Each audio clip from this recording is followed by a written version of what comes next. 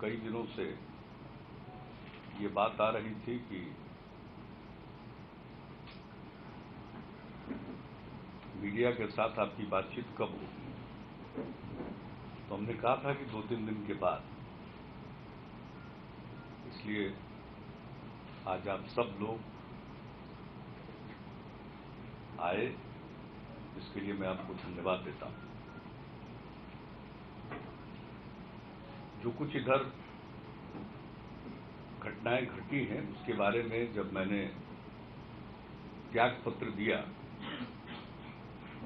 और त्याग पत्र देने के बाद हमने आप सबों के समक्ष अपनी बात रख दी थी, और उसके बाद जो तेजी से घटना चक्र हुआ, नई सरकार गठित हुई, विश्वास मत प्राप्त किया गया, मंत्रिपरिषद का विस्तार हुआ, गठन हुआ, और कल चूंकि बड़ी संख्या में लोग मिलने के लिए आए हुए थे और हमारे पार्टी के अल्पसंख्यक प्रकोष्ठ की भी बैठक थी, तो वो 3 बजे तक चलती रही। इसलिए कल और मिलने वाले भी काफी संख्या में लोग थे, इसलिए कल संभव नहीं हुआ। आज दिन में जो प्रशासनिक कार्य हैं उसको करने के बाद हमने मुनासिब समझा कि आज ही बातचीत होनी चाहिए। इसलिए आप सब यहां पधारे हैं, मुझे खुशी है। और जो कुछ भी हुआ है, हमारे सामने कोई दूसरा विकल्प नहीं था। महागठबंधन की सरकार चलाने का हमने अपनी क्षमता भर और गठबंधन धर्म का पालन करते हुए हमने पूरी कोशिश की। कई प्रकार की कठिनाइयां आती रही और जो समाचार पत्रों में, मीडिया में वो बातें उछलती रही, मैंने उन बातों पर ध्यान नहीं दिया। खासकर राष्ट्रीय जनता दल की तरफ से अनेकों बार आपत्तिजनक बयान आए जो गठबंधन धर्म के बिल्कुल विपरीत था। पिछले वर्ष भी राजद से जुड़े हुए एक व्यक्ति के कुछ वक्तव्यों के कारण जो स्थिति उत्पन्न हुई, मैंने कहा कि मैं इन बातों को संज्ञान में नहीं लेता हूं, मैं सबकी बात का नोटिस नहीं लेता हूं और मुझे कुछ नहीं कहना है, लेकिन मैंने साफ कह दिया था कि कानून अपना काम करे। और कानून ने अपना काम किया, लोगों को इसका उत्तर मिल गया कि इस मामले में कोई समझौता नहीं किया जा सकता। लेकिन अगर आप ध्यान दीजिएगा कि उस समय जितने तरह के वक्तव्य आए थे, यहां तक कि मेरे ऊपर जो कुछ भी कहा गया, तो आरजेडी के अध्यक्ष माननीय लालू जी ने भी कोई स्पष्ट तौर पर कोई बात नहीं कही। मेरे बारे में जो कहा जा रहा था उसको उन्होंने बिल्कुल इग्नोर किया, और उनके बारे में कोई उनकी पार्टी का कह रहा उसके बारे में कहा उसने क्या गलत किया। तो हम लोगों को क्या इतराज है, उनकी पार्टी का कोई आदमी उनके बारे में जो कुछ भी बोले। लेकिन हमने इन सब चीजों को झेला है, एक बार नहीं अनेक बार। लेकिन मैंने उस पर ध्यान नहीं दिया और ये मान कर हम चलते थे कि इस प्रकार का गठबंधन है, इसमें ऐसी बातें होंगी। हमारी पार्टी की तरफ से आरजेडी के सुप्रीम लीडर के खिलाफ किसी ने कोई बात नहीं कही। आज जब जिस बात की हम चर्चा कर रहे हैं, पिछले वर्ष जिस प्रकार से बातें हो रही थी, तो हमारी पार्टी के 2 वरीय नेता, 2 पूर्व अध्यक्षों ने संयुक्त संवाददाता सम्मेलन में जदयू की तरफ से बहुत स्पष्ट बात रखी एक बार। लेकिन इसके अलावा हम लोग हर चीज को टॉलरेट करते थे और ये मानकर चलते थे कि गठबंधन चलाने में कई तरह की कठिनाइयां आती हैं, और उन सब चीजों को झेलते हुए हम काम करने में लगे रहे और बिहार के हित में जिस तरह से भी जितनी मेहनत करके काम करना चाहिए हम करते रहे। हमने सामाजिक अभियान चलाया और उसके पूर्व 7 निश्चय को लेकर उसकी कार्य योजना तैयार करवाई।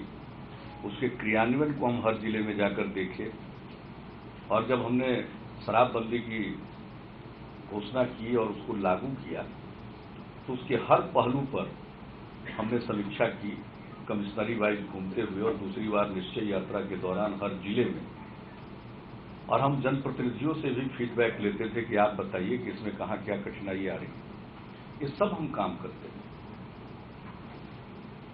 और पिछले 2 महीना पहले, 2.5 महीना पहले तो हमने उसको और टाइटनिंग किया। इधर उधर से खबर आई और मैं इसके लिए मीडिया को धन्यवाद देता हूं कि उन्होंने कुछ जगहों पर शराब से संबंधित कारोबार के बारे में उजागर किया। उसने बहुत बड़ी मदद की इस पूरे मामले को और मुस्तैदी के साथ अगर कहीं कोई कमी है तो उसको दुरुस्त करने। और मीडिया की अहम भूमिका होती है। अगर मीडिया न रहे तो बहुत सारी चीजें जो नीचे घट रही हैं उसकी जानकारी लोगों को नहीं मिल सकती। लोकतंत्र का चौथा स्तंभ है। इसलिए अगर मीडिया में कोई बात आती है तो उसको हम गौर करते हैं घटनाओं के बारे में। तो हम करते रहे, पूरी मेहनत करके सारा काम करते रहे और नीचे के स्तर पर इधर उधर जो कुछ भी हस्तक्षेप प्रशासनिक कार्यों में भी होता रहा, इन सब चीजों के बीच हम विकास का काम करते रहे और पूरे गठबंधन धर्म का पालन करते रहे। और मेरे मन में बात आती कि भाई इस गठबंधन का नाम ही हमने महागठबंधन दिया, तो अगर कुछ कठिनाई आती है तो उसको झेलना चाहिए और यथासंभव काम करना चाहिए। तो हम करते रहे। लेकिन जब इसके बाद जो भ्रष्टाचार के मामले सामने आए और उसको लेकर बिहार के जन जन में ये बात आई, मीडिया के माध्यम से इसको इतनी प्रमुखता मिली और बिहार के बाहर भी इसकी पूरी चर्चा होने लगी। तो एक ऐसा विषय कि आखिरकार इतने दिनों तक की राजनीति में हमारा जो काम करने का तौर तरीका रहा है उसमें हम समझौता कैसे कर सकते हैं। हमने प्रारंभ से भ्रष्टाचार के खिलाफ सशक्त अभियान चलाया है। यहां पर कानून में भी परिवर्तन लाया और लोगों की, अगर भ्रष्ट कोई लोक सेवक है उसकी प्रॉपर्टी को भी अटैच करने का काम किया गया। ये सब जहां हो रहा है जिस राज्य में, अब ऐसी बातें सामने आती हैं तो फिर कठिन परिस्थिति थी और तरह तरह की बात की जाने लगी। जब पहली बार देश के विभिन्न हिस्सों में छापा पड़ा तो उसके बाद ट्वीट करके कहा गया कि बीजेपी को नए सहयोगी के लिए धन्यवाद, बधाई। और 40 मिनट के अंदर उस ट्वीट की फिर व्याख्या की गई। लेकिन जो ट्वीट किया गया उसका इंपैक्ट क्या पड़ा था, मैसेज क्या गया था, बहुत क्लियर था, बहुत साफ मैसेज था। और 40 मिनट के अंदर उसका इंटरप्रिटेशन भी किया गया तो लोगों ने कहा कि भाई ये एक सिर्फ बात बनाने वाली बात है, लेकिन मूल जो भावना थी और जो मैसेज गया था बहुत स्ट्रांग मैसेज गया था। दूसरी तरफ से ये बात हो रही और इसके बाद यहां जो कुछ भी हुआ है, मैं तो यहां नहीं था, मेरी तबीयत खराब थी और आप सब जानते हैं कि राजगीर से मेरा भावनात्मक लगाव और पेट की गड़बड़ी के कारण हाई फीवर, सब तरह का जांच डॉक्टर्स ने किया, दवा तो खा ही रहे थे। लेकिन आप जानते हैं कि राजगीर के कुंड में नहाने का और राजगीर में जाकर कुंड का पानी पीने की आदत हमारी बहुत पहले से रही है, बचपन से रही। हम चले गए स्वास्थ्य लाभ के, अगले दिन छापा पड़ता और मुझे वहां जानकारी दी जाती। आप में से कई लोग वहां पहुंच भी गए। मैं क्या बात कर सकता था, हमारी तो किससे बात हो नहीं रही थी। लेकिन तरह तरह के कयास लगाए जाने लगे लेकिन फिर भी जब हम यहां वापस लौट कर आए तो मेरी बात भी हुई, लालू जी से भी एक बार नहीं कई बार बातचीत हुई, और मैंने हर बार यही कहा कि भाई जो आरोप लगे, जो सीबीआई ने केस रजिस्टर किया है, तो उसके मामले में स्पष्ट कर देना चाहिए, तथ्यगत उसके बारे में स्पष्टीकरण देना चाहिए, उसका एक जवाब देना चाहिए। तो इससे आम जनमानस में बेहतर प्रभाव जाएगा और हम लोगों के लिए भी बेहतर होगा, ताकि हम लोग भी इस बात को कह सकें। लेकिन जो समाचार पत्रों में जो केस रजिस्टर किया गया, उसे आप एफआईआर जो मानते हैं, जो भी मानते हैं, वो सारी बातें आई है, उसके मद्देनजर तो स्पष्ट करना ही चाहिए। सारी बात चलने लगी कि इस्तीफा क्यों नहीं ले रहे हैं, इस्तीफा क्यों नहीं ले रहे हैं। मैं जानना चाहता हूं कि पिछले 20-21 दिनों में बिहार, और बिहार ही नहीं, देश भर के मीडिया में जो ये बात आती थी और सीधे क्वेश्चन मार्क मेरे ऊपर था कि भाई इतने दिनों से जो इनका काम करने का तौर तरीका रहा है, भ्रष्टाचार के खिलाफ जीरो टॉलरेंस की बात करते रहे हैं, तो ऐसी स्थिति में ये क्या करेंगे। ये सारे प्रश्न तो उठ रहे थे। हमारे पार्टी की मीटिंग तो 2 जुलाई को हुई थी, स्टेट एग्जीक्यूटिव की मीटिंग। उसमें लिए गए निर्णय के फॉलो अप में 11 जुलाई को एक मीटिंग थी, जिसमें स्टेट एग्जीक्यूटिव के अलावे विधानमंडल दल के सभी सदस्य और जो उम्मीदवार पिछले चुनाव में, विधानसभा के चुनाव में उम्मीदवार थे, उन लोगों को भी बुलाया गया था। जिला अध्यक्ष भी थे, हमारे जितने प्रकोष्ठ हैं उनके अध्यक्ष को भी बुलाया गया था। और संगठन संबंधी बात पूरी होने के बाद जो लोगों को बाकी अगर कोई बात अन्यान्य में कुछ कहना हो तो लोग कहना शुरू करते हैं। तो हमारे पार्टी के अंदर 29 लोगों ने अपनी बात रखी उसके बाद, और एक के बाद एक सब लोगों ने इस बात पर प्रकट किया कि हम लोगों की जो नीति रही है उससे हम लोगों को अलग नहीं हटना चाहिए। ये पूरी मीटिंग में ये हमारे पार्टी के लोगों का विचार था। तो हमने मीटिंग को कंक्लूड करते हुए, सारी बातों की चर्चा करते हुए, उसके बाद हमने कहा कि हम तो यही चाहेंगे कि लोग इस बात का स्पष्टीकरण दे दें, एक्सप्लेन कर दें, जो भी आरोप लगे हैं उसके बारे में तथ्यगत ढंग से बिंदुवार जवाब दे दें, यही बेहतर होगा। और हम लोगों की पार्टी से इतना ही कहा गया। अब उसका भी उत्तर क्या आया और किस तरह से मजाक उड़ाने लगा कि भाई ये सीबीआई के हैं, ये क्या हैं। हमने ये तो नहीं कहा कि जेडीयू के सामने या मेरे सामने स्पष्टीकरण देना चाहिए।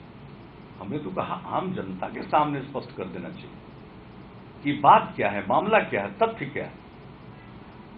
यह बोलना कि मुझे फंसाया जा रहा है अपने समर्थकों के लिए तो ठीक है, कोई बोलता है राजनीति पर रहने वाला, तो उसके लिए समर्थकों के लिए तो बात हो जाती है। हम माइनर हैं, कुछ भी हो, ये सब समर्थकों के लिए। लेकिन आम जनता के लिए तो ये जरूरी था कि एक्सप्लेन कर देना चाहिए था।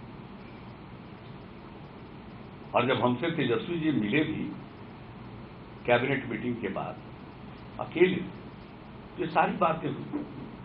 हमसे कहा गया कि आप ही बता दीजिए क्या एक्सप्लेन करना। हमने कहा कि भाई हम ये प्रॉपर्टी, एसेट्स और कंपनी वगैरह के बारे में मेरी कोई जानकारी नहीं,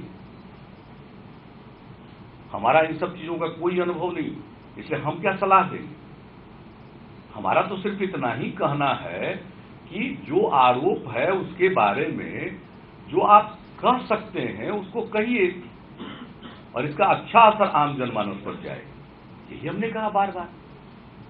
अब बार बार कहा जाता था कि भाई अगर कुछ कहेंगे तो एफआईआर में कुछ फ्लॉ है तो उसको लोग दुरुस्त कर लेगा। ऐसी कोई बात नहीं, हम तो कोई टेक्निकल और लीगल बात कर ही नहीं रहे थे। हमने तो कहा फैक्चुअल कहने की बात, और आम जनता के बीच मीडिया के माध्यम से प्रकट कर दीजिए और इसका लाभ होगा महागठबंधन। लेकिन इसके लिए लोग तैयार नहीं थे। अब तैयार इसलिए नहीं थे कि लगता है कि कुछ स्पष्टीकरण देने की उनकी कोई स्थिति ही नहीं थी। और उसके बाद हम लोगों के पार्टी के लिए स्पेशल पार्टी की मीटिंग नहीं थी पहले से, लेकिन ये था कि 26 को होगा कि 27 को होगा, ये तय नहीं था। लेकिन जब 26 तारीख को आरजेडी की लेजिस्लेचर पार्टी की मीटिंग हुई दिन में 12 बजे, और जो बात सामने आई, तो जब अखबार में आ गया 25 तारीख को कि उनकी मीटिंग होने वाली है 12 बजे, तब फिर हमारे पार्टी के चीफ व्हिप इन लोगों ने कहा, हमने कहा आप भी 26 की शाम में बुला लीजिए, तो कम से कम स्थिति भी तो स्पष्ट हो जाएगी। दिन के उनकी मीटिंग के बाद जो उनकी बात सामने आएगी, उस रोशनी में हम लोग अपने पार्टी में डिस्कस करेंगे, और इसलिए सामने मीटिंग रख दी गई। अब जो बात आई उस दिन लेजिस्लेचर पार्टी के बाद, वही पुरानी बात आई। हम तो इस्तीफा मांग नहीं रहे थे, इस्तीफा नहीं देंगे, मीडिया में बात जरूर आ रही थी, देना चाहिए, बहुत लोग मांग कर रहे थे, भी गलत बात है। लेकिन उसके बाद और स्पष्टीकरण के बारे में कह दिया, जो भी कहना होगा हम लोग उपयुक्त स्थल पर कहेंगे। तो ये कुल मिलाकर स्थिति यह आ गई कि आज इसके बाद असेंबली का सेशन होने वाला है, और अब तो हम लोगों को निर्णय लेना पड़ेगा।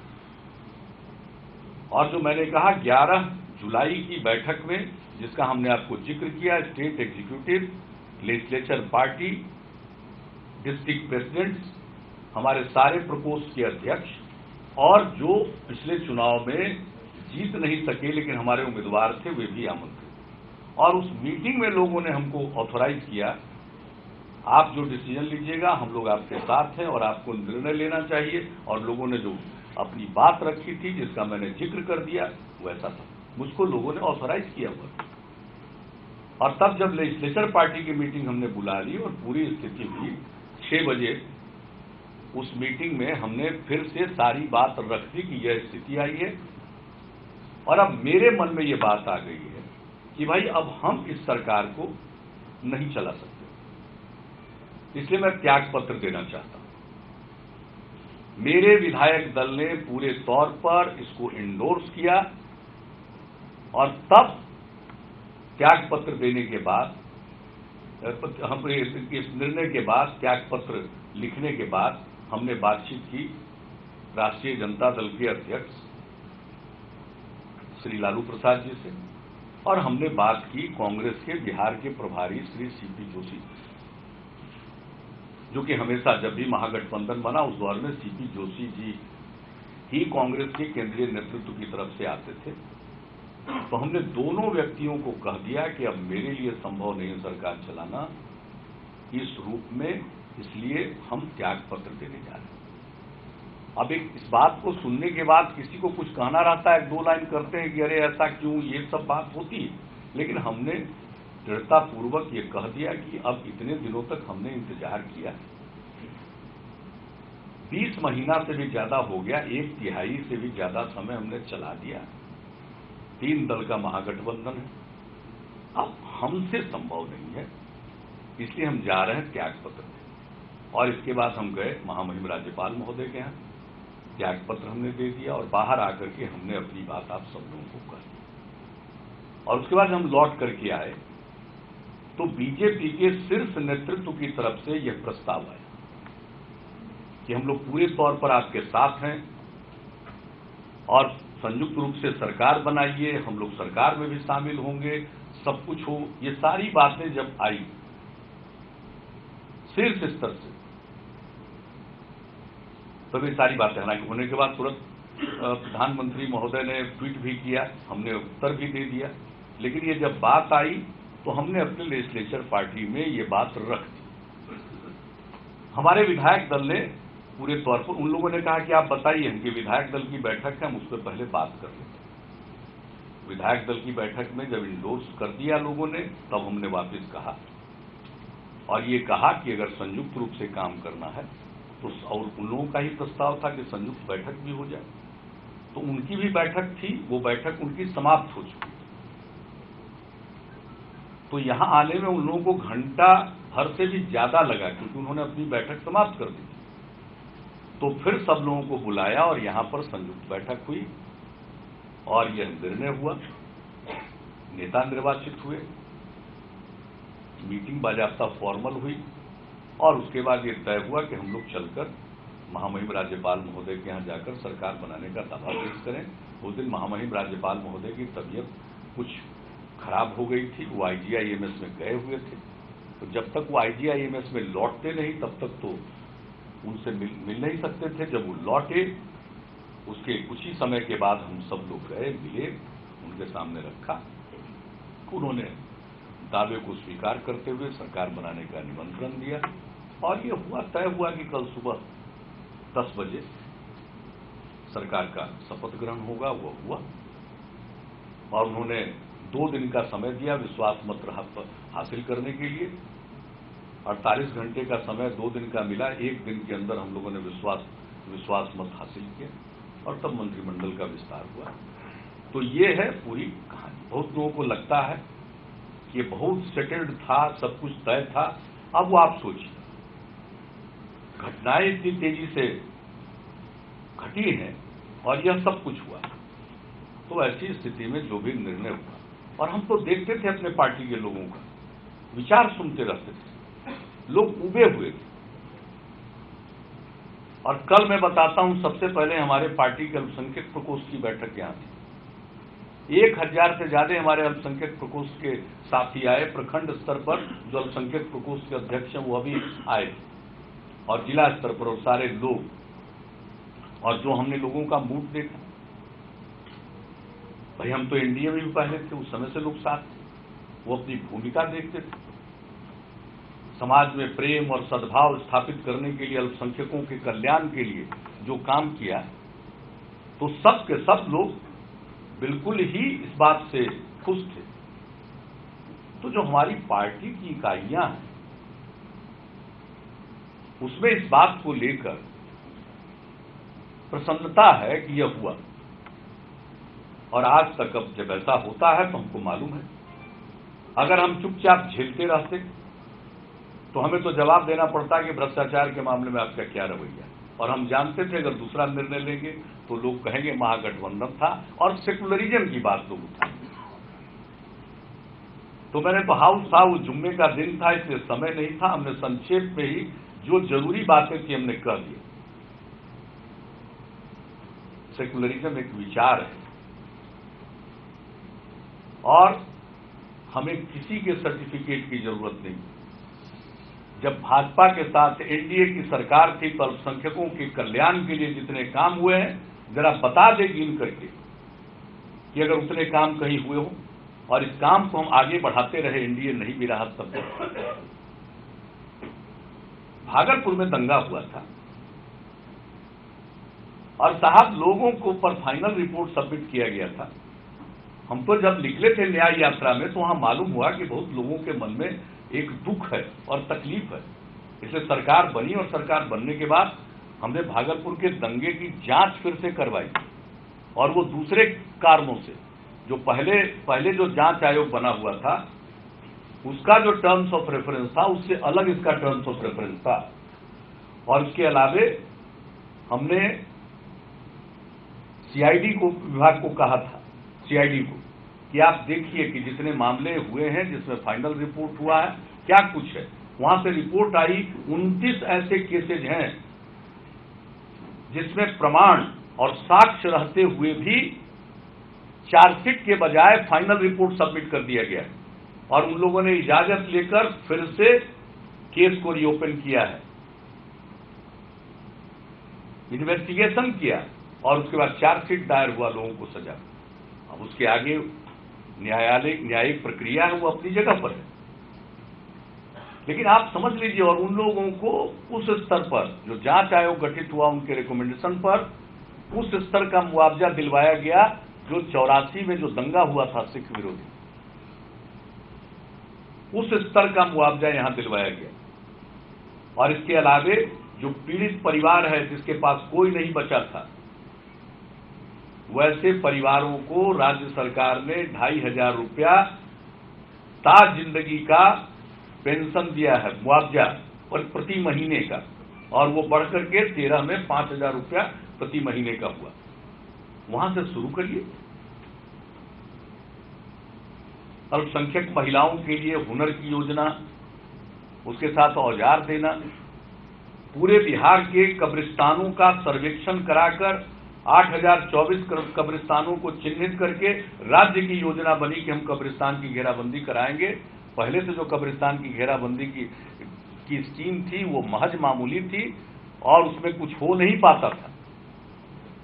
हमने नई स्कीम, राज्य की स्कीम बनाकर और कब्रिस्तानों की घेराबंदी प्रारंभ कराई और डीएम और एसपी को इसकी जिम्मेवारी दी कि आप तय करिएगा प्राथमिकता, किस कब्रिस्तान की घेराबंदी कब करानी है और कितना खर्च होगा, उसकी कोई सीमा नहीं रखी गई।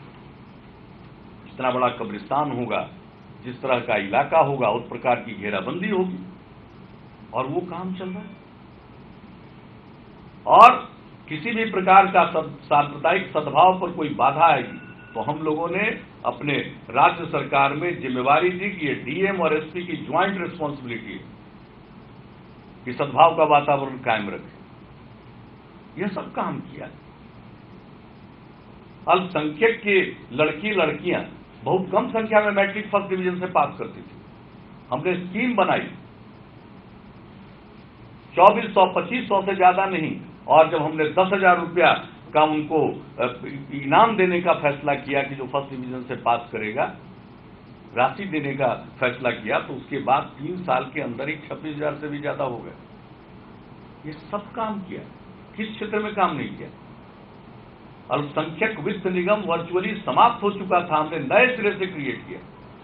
शिक्षा ऋण योजना, रोजगार के लिए कोई अगर करना चाहता है कोई काम, उसके लिए एक नहीं अनेक काम किए गए। मैं कितने कामों को गिनाऊं। और उसके अलावे जब अलीगढ़ मुस्लिम यूनिवर्सिटी के लिए जमीन की मांग हुई तो तत्काल हमने जमीन दिया। तो हर प्रकार से सांप्रदायिक सद्भाव बनाए रखने के लिए, और यह सब काम हमने किया।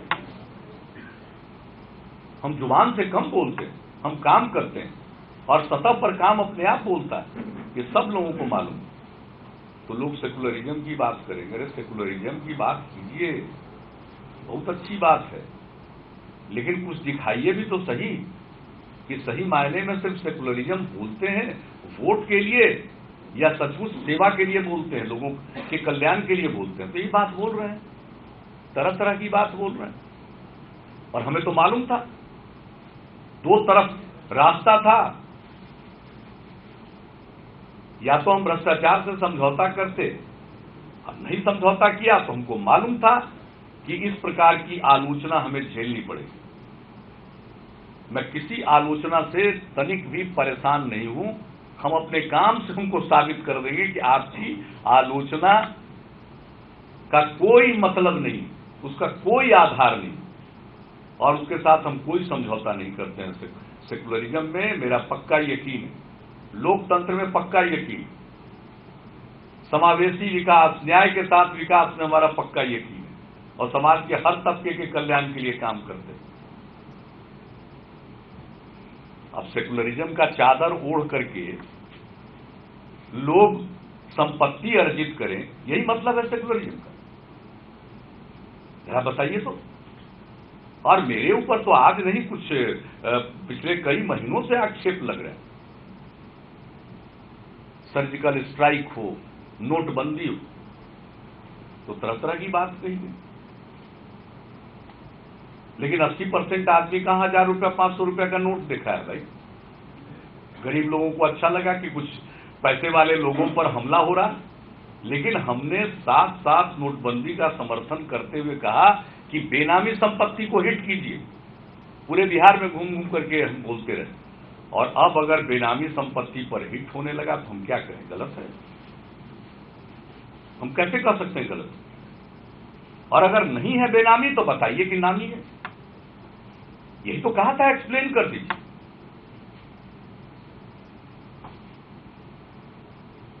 यही तो हमने कहा था, एक्सप्लेन कर दीजिए। अगर एक्सप्लेन कर दिए होते तो बात दूसरी होती।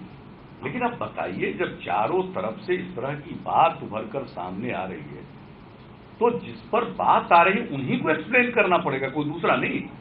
हमारा महागठबंधन इसलिए नहीं बना था कि आप कुछ भी करिए, हम आपकी खिदमत करेंगे, आपके साथ रहेंगे। और कुछ देखिए, अहंकार की भाषा लोग बोलते हैं, बार बार बोलते हैं कि हमने बना दिया, हमने बना दिया। कौन कहा था बनाने के लिए? हम तो पटना में थे, यही जनता के दरबार में। अभी जो जगह बदल गया उसी का दूसरे रूप में आज आपके सामने है, यहीं पर तो हम थे। और हमको आप ही लोगों ने बताया कि दिल्ली में अभी हो रहा है, मुलायम सिंह यादव जी, लालू जी, शरद जी प्रेस कॉन्फ्रेंस कर रहे हैं और आपको डिक्लेयर करेंगे। मैंने तो कहा नहीं था कि डिक्लेयर करिए, हम तो सबको बता करके आ गए थे। ये करना होता तो पहले करते, जिस दिन बात हो रही थी उसी दिन करते कि आज हम हैं कल भी रहेंगे, आप कह दीजिए। लेकिन अब नहीं कहा तो बहुत कम समय ही सब बोलने की जरूरत नहीं है, सीट वगैरह का समझौता करें। लेकिन क्यों आकर के इतनी जल्दी किए? डर हो गया था कि कहीं जेडी और कांग्रेस अकेले तो नहीं चुनाव लड़ने जा रहा, तो वहीं से बैठे बैठे और ऐलान भी कैसा किया कि हम जहर का घूंट पीने को तैयार। यानी हम जहर हैं, हम सब बर्दाश्त किए हैं। देखिए हम जहर हैं।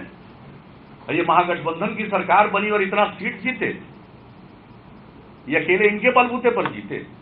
और बलबूते की बात लोग करते हैं और बिहार के और बहुत लोगों को भ्रम रहता है, हमारे चंद पढ़े लिखे और कॉलम लिखने वालों को भी भ्रम रहता है बेस को लेकर के। मास बेस कास्ट बेस नहीं होता है, और हम कास्ट बेस में यकीन नहीं करते, हम मास बेस में यकीन करते। पता नहीं कितने लोग दावा करते हम बनाए, हम ही को बनाया। आज बताएं आपको, Lalu ji Patna university students union का चुनाव लड़ रहे थे, हम इंजीनियरिंग कॉलेज में थे, हमारे यहाँ 500 स्टूडेंट थे, और हमारे इंजीनियरिंग कॉलेज का कैंडिडेट था उनके खिलाफ सबसे जो जिसको कहते हैं कि सामने फ्रंट में डायरेक्ट कंटेस्ट में था। आपको मालूम है? ये भूल गए। उस इंजीनियरिंग कॉलेज में मेरी प्रतिष्ठा थी, इंजीनियरिंग कॉलेज के मुद्दों को लेकर हम छात्रों के मुद्दों को लेकर के हम लड़ते थे और सबको उसका मिलता था, उसकी मांगे पूरी होती थी। मुझको इतना प्रेम और सम्मान अपने इंजीनियरिंग कॉलेज में था, बिहार कॉलेज ऑफ इंजीनियरिंग उस समय था, अब तो एनआईटी बन गया, मेरे ही प्रयास से एनआईटी बन गया। 500 थे स्टूडेंट, उसमें से 450 वोट लालू जी को दिलवाया। आज बात करते क्या किया? हम एमएलए बने आपकी कृपा से बने क्या? हम बाढ़ के एमपी बने 89 में आपकी कृपा से बने क्या? हम पहली बार एमपी का चुनाव लड़े तो कौन लड़ रहे थे हमसे, हमारे खिलाफ? ये छिपी छिपाई बात। आप गए थे क्या कुछ वोट दिलवाने? 91 का चुनाव हुआ, वो तो कंप्लीट पोलराइजेशन था मंडल कमीशन के बाद, उसमें आप जरूर गए, लेकिन उसकी नहीं भी जाते तो कोई फर्क नहीं पड़ता। और उसी चुनाव में घूम रहे थे, आजकल उसी चुनाव का कहानी बता रहे हैं, मर्डर केस के एक्यूज हैं। आप बताइए क्या बनाया है? अरे जब जननायक कर्पूरी ठाकुर जी का निधन हो गया था, लोकदल विधायक दल के नेता का चुनाव था, कई लोग इनके साथ थे। मैं इन सब बातों की चर्चा नहीं करता हूं, एक विधायक सिर्फ, और हमने वो किया तय। जितने गैर यादव विधायक थे सब लोगों से लोकदल में हमने बात किया कि अब जननायक कर्पूरी ठाकुर जी नहीं है, हम लोगों को यादव समाज से ही नेता बनाना चाहिए, वो सबसे बड़ी संख्या में है। अब वो बनेंगे तो सबको साथ लेकर चलने की कोशिश करनी होगी उन्हें। कर्पूरी जी को तो पार्टी के अंदर बहुत कष्ट दिया जाता था, अब इसका कोई दूसरा रास्ता नहीं। हमको आज तो रहे नहीं, वीरेंद्र बाबू सब लोग साथ दिए, और ये वोट के बदौलत ये लोकदल विधायक दल के नेता बने। हमारे लिए क्या किए? अरे भाई हमने क्या क्या नहीं किए, आज बड़ा बोलते रहते, लोग भूल जाते हैं। और इनके जो बड़े भारी हैं ना, जो बोलते रहते हैं, उनको समझाने में सबसे ज्यादा देर लगा था हमको। उनके जो खास बने हुए हैं ना, जितना अनाप शनाप बुलवाना है उन्हीं से जो बुलवाते हैं, उन्हीं को समझाने में हमको सबसे ज्यादा समय लगा। और आज तक उस आदमी को इसी बात की तकलीफ है हमसे, तो बात करते हैं। अरे नहीं क्लियर है तो पुराने आदमी नहीं है, पुराने लोगों से पूछ लीजिएगा, सब क्लियर हो जाएगा। तो क्या किया है भाई? जब सरकार बन गई, नारा लगा देता था वर्कर लोग, लालू नीतीश जिंदाबाद। इनको 3-4 महीना के बाद खराब लगने लगा। किसका नमक है घुसा देता? आप तो नहीं जानते हैं दीपक जी, जान लीजिए ठीक से। तो हमारे लिए क्या किया भाई? आज कह रहा था, अपनी मर्जी से डिक्लेयर किए थे। वो बोलते हैं कि पहले कह रहा था। पहले की बात जरूर थी, जेडीयू की चाहत थी, अलायंस जब बन रहा था, बनने वाला था और हो गया था कि ये मान लीजिए ये करना चाहिए, वो बात अलग थी।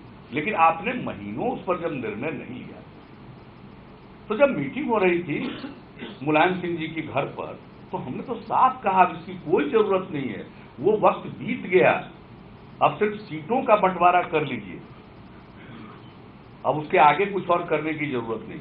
तो आप अपने किए, अपने गरज में ऐलान किए, हम तो नहीं कहने गए,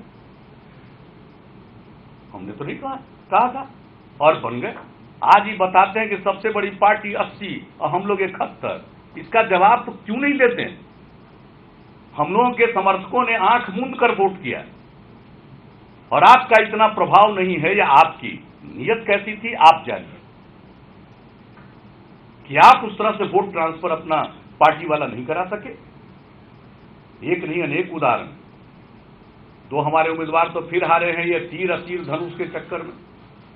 लेकिन उसके अलावे एक नहीं कितने क्षेत्र हैं। मैं तो हाथ जोड़कर विनती करूंगा आप सब लोगों से, आप लोग और आपके मित्र लोग कॉलम लिखते हैं, उठा करके एनालिसिस कर लीजिए, जो हमारे कैंडिडेट कहां हारे। लेकिन बात हम तो कभी इन सब चीजों की चर्चा करते नहीं थे। देखिए, अहंकार बड़ी बुरी चीज। इस अहंकार में हमने ये कर दिया, हमने वो कर दिया। अरे क्या कर दिया? ये सब दावा नहीं करना चाहिए और बहुत अहंकार नहीं पालना चाहिए। 2010 का परिणाम सबके सामने है, और तब जबकि पासवान जी भी उधर थे, अब पासवान जी भी इधर हैं, माननीय रामविलास पासवान जी। बहुत भ्रम नहीं पालना चाहिए। लेकिन चलिए, ये आगे की बात है। हम लोगों ने जो निर्णय लिया है, जो हम लोगों को फीडबैक अपने साथियों के माध्यम से, आम लोगों के माध्यम से जो मिल रहा है, लोगों में प्रसन्नता है कि यह निर्णय बिल्कुल सही हुआ। लेकिन मैं जानता हूं कि मुझे कुछ आलोचना झेलनी पड़ेगी, कुछ बड़े बुद्धिजीवियों के कॉलम्स के जरिए। मैं ये जानता हूं, एक से एक बुद्धिजीवी हैं। कुछ बुद्धिजीवी तो हमको कह देते हैं इसका कोई बेस ही नहीं। एक से एक बुद्धिजीवी, कौन कौन से शब्दों का प्रयोग मेरे लिए होता है मैं देखता हूं। लेकिन मुझे कोई तकलीफ नहीं है, सब स्वतंत्र है।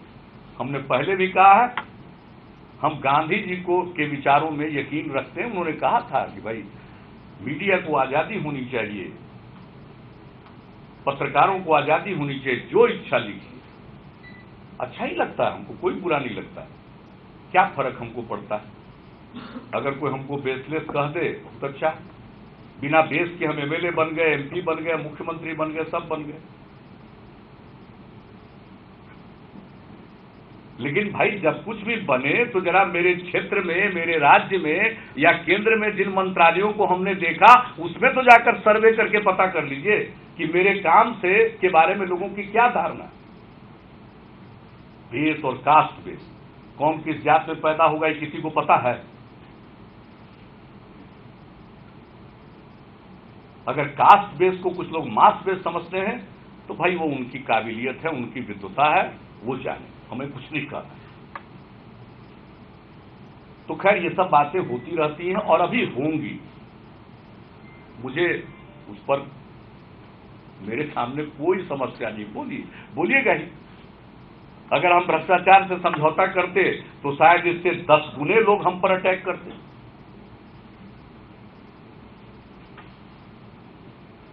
इशारा कर रहे हैं बंद करने का, चलिए। तो जो भी हमने निर्णय लिया है, पार्टी की राय पर निर्णय लिया। और एक बात हम आप लोगों को और बता देते हैं, भाई जान लीजिए, हमारी पार्टी जनता दल यू, हम राष्ट्रीय अध्यक्ष भी हैं। लेकिन हमारी पार्टी को मान्यता सिर्फ और सिर्फ बिहार में है। इसलिए बिहार के मसले पर जो बिहार की पार्टी डिसीजन लेती है वही सब कुछ है। लेकिन तरह तरह की बात आती है, अभी तो बहुत कुछ चलाया जाएगा, चलाते रहिए, हमको उस पर कोई दिक्कत नहीं, हमको कोई परेशानी नहीं। और अच्छा है, हो सकता है सब कुदरत का खेल हो, एक ही साथ कई समस्याओं का समाधान भी हो जाएगा, कोई परेशानी नहीं। अरे भाई हम बोल रहे हैं, हमको क्या पता कौन सी समस्या है? समस्या आप क्रिएट करते हैं, आप जानिए, हमारे सामने तो कोई समस्या नहीं। एक बात बताइए, कौन सा माफिया है जो आपकी पार्टी को 2 साल में महागठबंधन की सरकार चला रहे थे, आप 2 साल में परफॉर्मेंस को कैसे देखते हैं?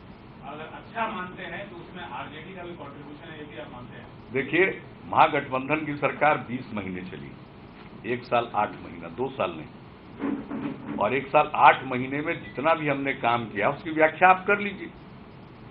विकास के काम में कोई कोताही नहीं बरती गई। और मैं ये मानता हूं कि हमारे मंत्रीगण महागठबंधन में भी काम करने में इच्छुक थे, लेते थे, लेकिन सवाल उसका नहीं है। अलग स्तर पर जो नीचे से लेकर के विभिन्न चीजों में गवर्नेंस के इशूज जो होते हैं, उस मामले में नीचे के स्तर पर अब फोन चला जाए, हस्तक्षेप हो जाए, वो परेशान हो जाए, तो कई चीजों को बिल्कुल रास्ते पर लाने में समय लगता था। लेकिन जहां तक विकास का काम, उसमें किसी प्रकार की कोताही नहीं बरती गई और काम हुआ है। प्रभावित तो हुआ, विकास का काम नहीं प्रभावित हुआ। आप जो प्रशासन गवर्नेंस नीचे के स्तर पर बिला वजह आप किसी को फोन कर दीजिएगा तो थोड़ा देर के लिए वो उसको हो जाएगा, लेकिन जब खबर आती है तो रूल ऑफ लॉ के साथ भी कोई कॉम्प्रोमाइज नहीं हुआ है। लेकिन हाँ, विभिन्न स्तर पर आप सब लोग जानते हैं, हमसे ज्यादा भाई आप लोग, अब आप लोग हमसे ज्यादा विजिट करते रहे हैं, सब चीज से परिचित। ये तो दिखा तो दिया। आपने कहा था कि मिट्टी में मिल जाएंगे, बीजेपी के साथ नहीं जाएंगे। फिर से आपने कहा था कि मिट्टी में मिल जाएंगे, बीजेपी के साथ नहीं जाएंगे। मेरा दूसरा सवाल है कि क्या प्रधानमंत्री नरेंद्र मोदी अब आपके भी नेता हैं और क्या आप एनडीए के पार्ट हैं? नहीं, देखिए साहब, आप जो पहले वाली बात जो बोल रहे हैं वो उस समय का संदर्भ है, और आज का जो संदर्भ है, अगर महागठबंधन को ठीक ढंग से चलाते और ये सारे मुद्दे नहीं आ जाते तो फिर कोई समस्या नहीं थी। लेकिन ये समस्या आ गई तो दो चीज आमने सामने खड़ा है। भ्रष्टाचार से तो समझौता करके अपनी पहचान को हम विलुप्त कर दें, या तो दूसरा चीज है कि हम बिहार के हित में फैसला लें, बिहार की सेवा करें, और जो मेरा कमिटमेंट है बिहार के लोगों के प्रति, हम उस दिशा में काम करें। आज बिहार के हित में, और मैंने रिजिग्नेशन के बाद भी कहा था, आपने कहा आगे क्या करिएगा, हमने कहा कि बिहार के हित में हम फैसला लेंगे। यह बिहार के हित का फैसला नंबर 1। जहां तक आप बात करें एनडीए की, आज जेडीयू और एनडीए में की संयुक्त सरकार बनी, हमारी नेशनल एग्जीक्यूटिव होगी 19 को। चूंकि एनडीए नेशनल स्तर की बात है, जिस प्रकार से हमने यहां सारा निर्णय पार्टी की के राज्य स्तर की इकाई को के विचार के आधार पर किया, उसी तरह से वहां हम करें। नरेंद्र मोदी आपके नेता हैं, नरेंद्र मोदी आपके नेता हैं। अरे ये कोई सवाल ही नहीं है आपका, ये तो सवाल ही नहीं है, ये कोई प्रश्न नहीं है। हम तो बिहार की बात कर रहे हैं। आगे पूछिए। मधुबनी में आपने ऐलान किया कि बेनामी प्रॉपर्टी पे क्रैकडाउन होना चाहिए, उसके बाद लालू जी के यहाँ सीबीआई रेड होता है, तमाम तरह के उद्भेदन होते हैं 2.5 महीने में बेनामी प्रॉपर्टी को लेकर। क्या आप कन्विंस्ड हैं कि लालू यादव और उनके परिवार के पास जितना भी संपत्ति है वो बेनामी है? नहीं है तो वही ना साबित करेंगे। आप बताइए। हम क्या बताएं, हम एक्सपर्ट ही नहीं है इसमें। ये एसेट एक्वायर करना, इधर से उधर कंपनी में ट्रांसफर करना, हम इसके विशेषज्ञ नहीं है। आप ही लोग जो दिखाते हैं और छापते हैं वही पढ़ते हैं, जानते हैं, उससे अधिक हम नहीं जानते। इस मामले में जो आपका विचार होगा वही मेरा विचार, आपका जो विचार वही मेरा विचार। जब एनडीए के पास है तो will you be government supporting Gopal Krishna Gandhi, who is the opposition vice presidential candidate? नहीं, ये बात आप लोग बहुत अच्छा पूछ लिए। जिस दिन ये बात हो रही थी उस दिन भी हमने बता दिया, डे 1 हमने वचन दे दिया गोपाल कृष्ण गांधी जी को उपराष्ट्रपति के चुनाव में हमने वचन दिया हुआ और वचन से हम टिकते नहीं है, बता दिया। उन लोगों ने भी कहा कि नहीं ठीक है, इसलिए वह कोई विषय ही नहीं और यह निर्णय पहले का था। इसलिए जब एक बार गोपाल कृष्ण गांधी जी को उपराष्ट्रपति के चुनाव में हम लोगों ने समर्थन की घोषणा कर दी तो उससे क्यों हम डिगेंगे। और इस बात में किसी को कोई कंफ्यूजन नहीं है, भारतीय जनता पार्टी को कोई कंफ्यूजन नहीं है, सिर्फ नेतृत्व को यह पहले दिन ही बता दिया और उन लोगों को भी कोई एतराज नहीं। 2019 में नरेंद्र मोदी को वापस दिल्ली की धरती पर काबिज होना चाहिए कि नहीं होना चाहिए, और आपका उसमें कोई दूसरा नहीं काबिज हो सकता, सब बता दें। मोदी जी का मुकाबला करने की किसी में क्षमता वगैरह है नहीं।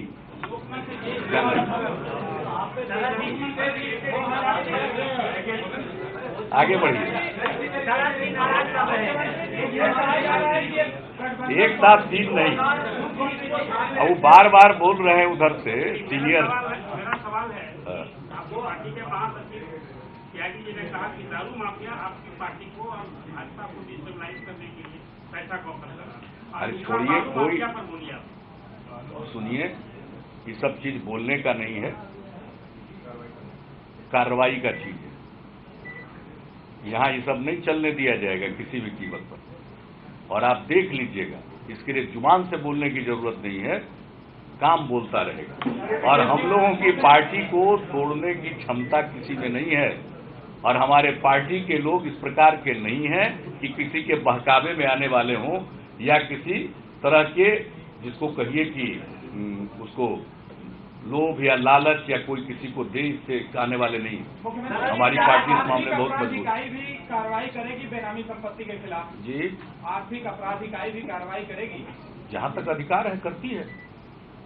और हम तो ये आज नहीं, हम तो पिछले 6 साल से ही सवाल उठा रहे हैं कि जो ईडी की रिस्पॉन्सिबिलिटी हम बार बार कह रहे हैं कि कम से कम पहले 5 करोड़ कहा था और अभी तो हाल में हमने कहा कि अब 10 करोड़ तक कर देना चाहिए।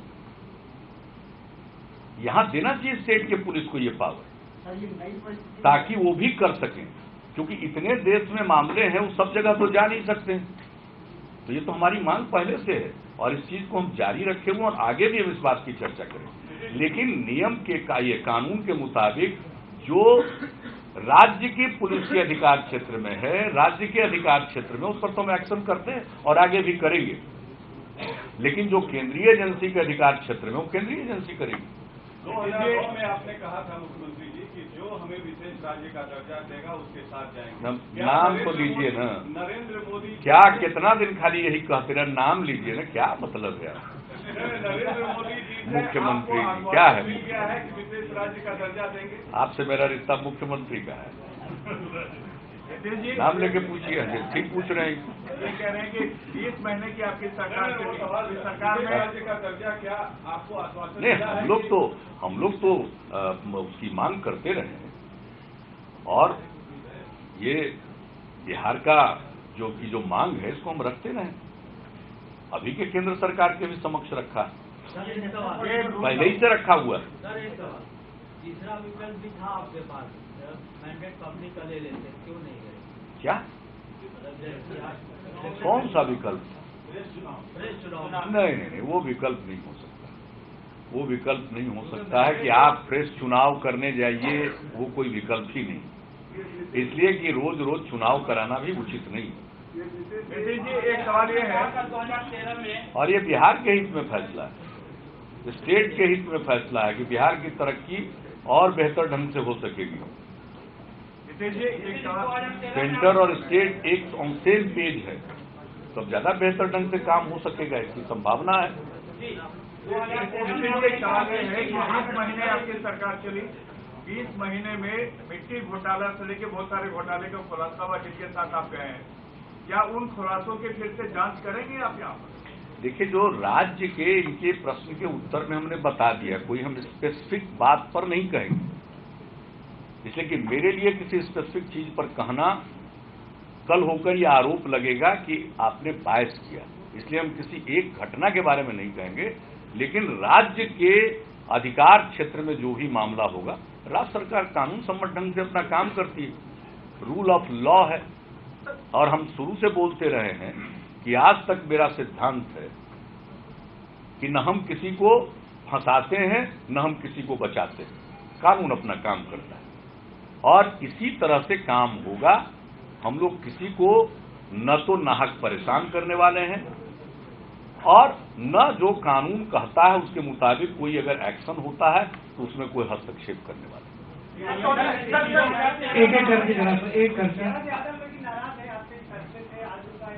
नहीं। देखिए, लोकतंत्र में विचार होते हैं, अलग अलग विचार होते हैं, लेकिन आपको मैंने एक्सप्लेन कर दिया कि हमारी पार्टी जनता दल यू की मान्यता बिहार में ही है। चुनाव आयोग से जो मान्यता मिलती है वो सिर्फ बिहार में है। इसलिए बिहार की यूनिट का अपना एक उसकी अहमियत है और उसने निर्णय लिया, और मेरी मौजूदगी में, जबकि मैं राष्ट्रीय अध्यक्ष हूं। इसलिए जो कुछ भी निर्णय लिया गया है राज्य स्तर का, वो यहां लिया गया है। और हमने जवाब दिया एक प्रश्न के उत्तर में कि नेशनल एग्जीक्यूटिव 19 तारीख को पटना में ही अब होगी। मेरे पास वक्त नहीं था कि हम दिल्ली जाएं, इसलिए नेशनल एग्जीक्यूटिव की मीटिंग 19 अगस्त को पटना में होगी जनता दल यू, और उसमें जो चाहे अपनी बात रख सकते हैं। नेशनल लेवल पर जो भी राजनीतिक विषय है उसके बारे में राय हो सकती है। स्टेट लेवल पर तो ये रिकॉग्निशन यही है और ये पार्टी ने निर्णय लिया है।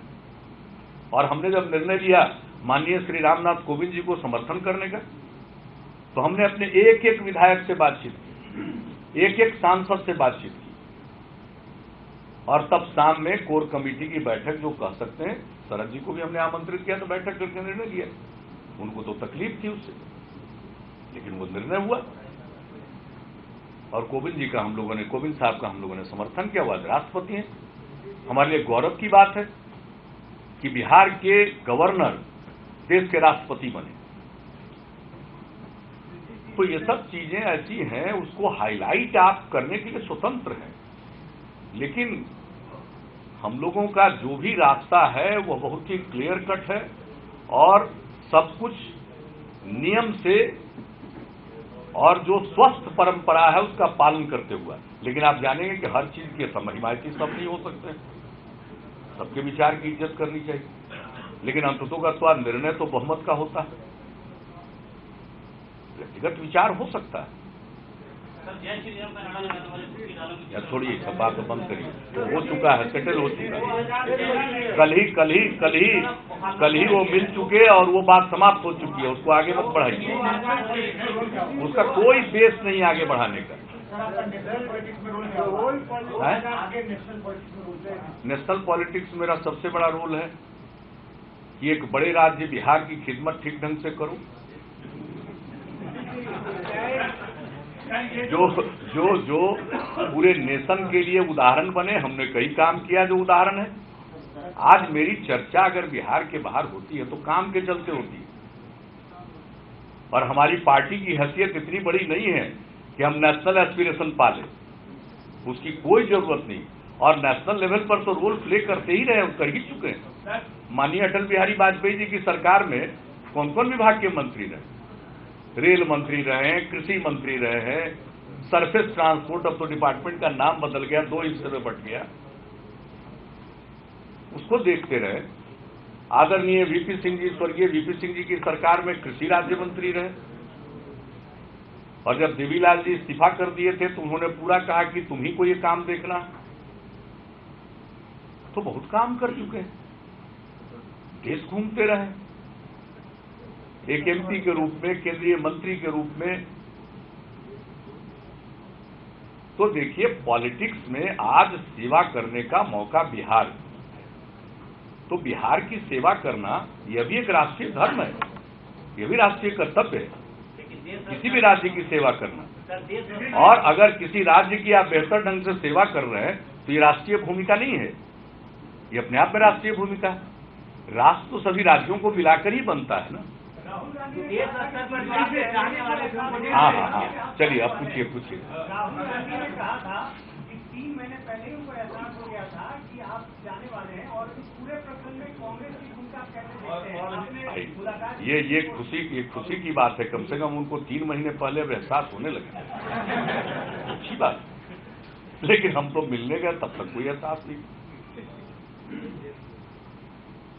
भाई देखिए, हमने जब माननीय रामनाथ कोविंद जी का नाम आया तो हमने तत्काल लालू जी से भी बातचीत की और मैडम सोनिया जी से भी बात की, और हमने यूं बताया अपना कि बहुत अच्छे व्यक्ति हैं, बहुत अच्छा काम किया है, और ये इनकी राजनीतिक जीवन की शुरुआत हुई है स्वर्गीय आदरणीय मोरारजी भाई देसाई जी के साथ से, इसलिए ऐसी पृष्ठभूमि उनकी नहीं है। ये सब बात हमने कही, और जब ये सारा मामला हुआ तो हमने कहा 3 दल है भाई, कांग्रेस पार्टी को भी कुछ भूमिका अदा करनी चाहिए।